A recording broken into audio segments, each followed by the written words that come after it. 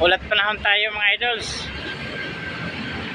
Ngayon ay maaga pa lang ay may maulap na papawirin at kagabi pa at hanggang ngayon ay huminto at nababadyang uulan uli.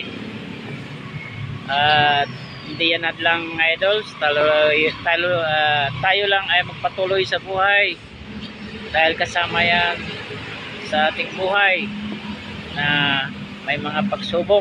Parang pagsubok lang yan mga idols. At yan mga idols, ang kalagayan sa ating panahon ay dala ng kalikasan yan mga idols. At walang makapagpigil dyan, kundi siya lang din. Para kung siya ihinto ay magpasalamat tayo. At talaga naman sadya yan ay sa panahon yan mga idols. At kailangan din kasi naman talaga ng may ulan kasi kailangan din ng magsasaka ng mga pananim para ay matiligan at maging malusog ang pananim. At yung sadya talaga mga idols.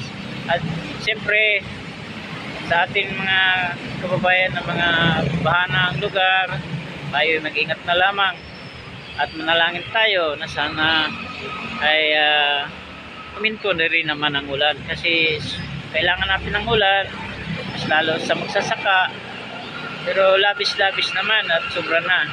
At manalangin lang tayo na sana ay huminto naman para naman ay maibsan at mawala at mabawasan yung baha sa mga mababang lugar na kung saan ngayon ay lubog na sa baha. Kawawa naman ng mga tao at mahirap naman po talaga kumilos kapag may baha ang ating tintirhan kasi ang hirap talaga kumilos talaga mga idols kasi lulusok ka sa baha, hindi mo alam kung anong bakterya yung makukuha doon sa tubig baha at napakadelikado at magkaroon tayo ng leptospirosis, kakuha tayo ng sakit sa baha.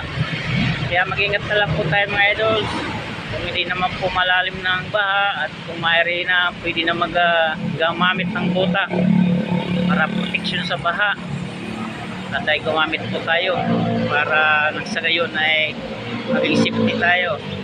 So yun lamang mga idols at pagpalain tayong lahat at sana nasa magandang kalagayan po tayo lahat.